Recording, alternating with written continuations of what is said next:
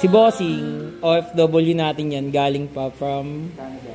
Canada. Anong city doon, boss? Sa British Columbia. Oh, British Columbia. Hindi natin alam yun, pero mukhang malayo. Rate mo na, boss, 1 to 10. Madarate ko to nasa 15. Ayun. Sobrang high score.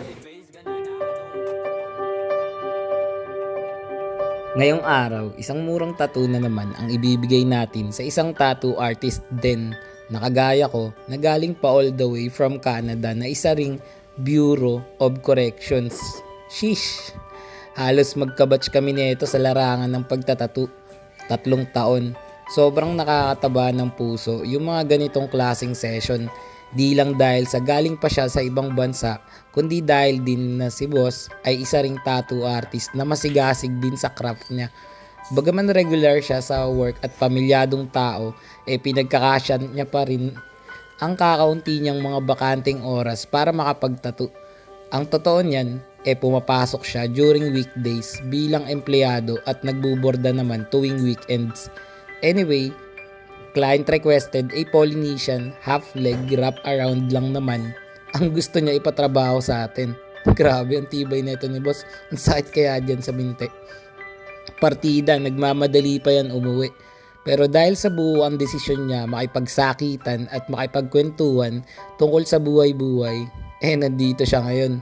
Actually, gusto niya sana magpasked sa mga bossing, sa mga master, sa mga idol natin na sila Dras, sila Deo, Delio, yung mga yan. Kaya lang nga, dahil sa hindi siya nakakuha ng schedule, dahil fully book na ang ating mga idol, at pauwi na siya, ayun.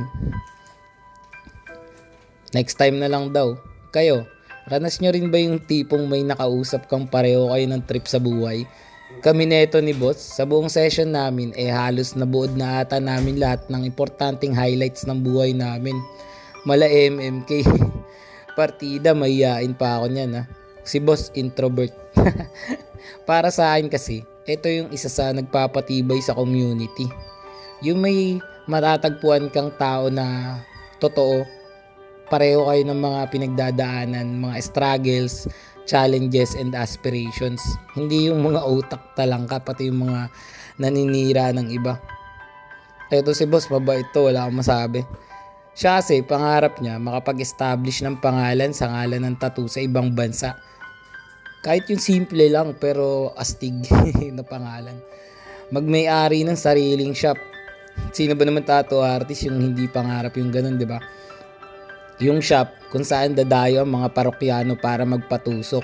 Di lang dahil sa may nakapaskil na open, come in sa pinto, kundi pati na rin ma-acknowledge na rin siya bilang mapagkakatiwala ang tattoo artist na mayroong kakayanan at kaalaman upang makapagbigay ng obra na maaaring maipagmalaki habang buhay dahil permanente ang tattoo. Di gaya ng mga taong nandyan lang pag manghihingi ng ulam o di kaya ay makikipitas lang ng bunga kahit na di sila kasama at naniwala na nagtatanim ka pa lang ng mga puyat, pagsisikap, pagtsatsaga sa kabila ng unos, alon, lubak, dagok ng buhay. Teka, ang haba na naman ng video ko. Ang iksi lang nito dapat pero gaya ng lagi ko sinasabi, kung gusto niyo ng ganitong klaseng murang tattoo, kontakin niyo na agad ako sa FB page More Than Vlogs. Text o tawagan ako sa cellphone number ko 0970-825-0395.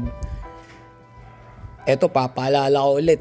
Sa lahat ng mga tinatamad magbiyahe dyan, malalayo yung bahay, probinsya, huwag kayo mag-alala. Pwedeng ako na lang pumunta dyan sa mga bahay-bahay nyo.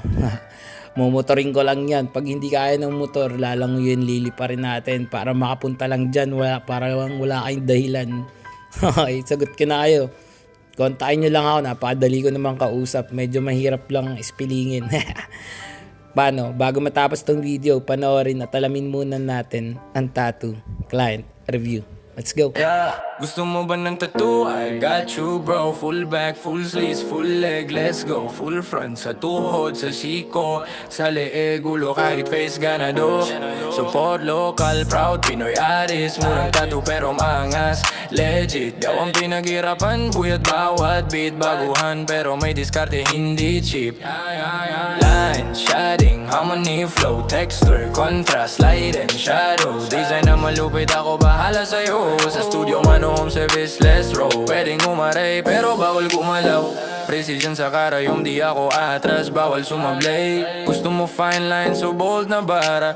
Ko bahala, wag madyala. Check my craft, bawal stroke may puso. Pinagpuyatan kaya siguradong Boss, tapos na yung tattoo natin. Ano masasabi mo?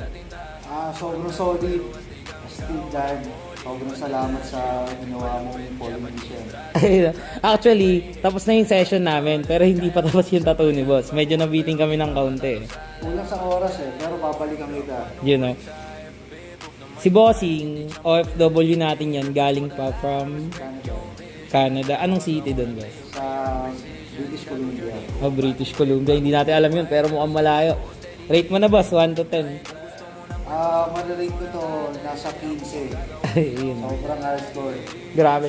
Si Bossing, sobrang humble niyan, pero tattoo artist din yan. And ayun, thankful tayo na kahit pa paano pumasa naman yung gawa natin sa kanya. Galing, malupit. Ilang taon ka na mas nagtatato? Mga 3 years na rin. 3 years. So halos classmate natin yan si Bossing, kabatch natin. Ulit ka pa ba, boss? Oo naman. Oo. Pero ito, matik talaga, ulitin namin to. Pero marami kasing tattoo yan si Bossing, sa braso, sa binti. Hindi gagawin natin to pagbalik ko. Ay, salamat boss sa tiwala. Maraming salamat, Dan. Yes. Practice daily hustle culture, bawal tamad, refine, evolve para laging solid ang pagtatak. Kada karayong precision, di bara-bara. Art mula puso, hindi basta bara. Pag nag-commit ka, tuloy-tuloy yan. Tinta sa balat, memory sa katawan. Kahit baguhan pero puso ko veteran. Passion ko apoy sunog.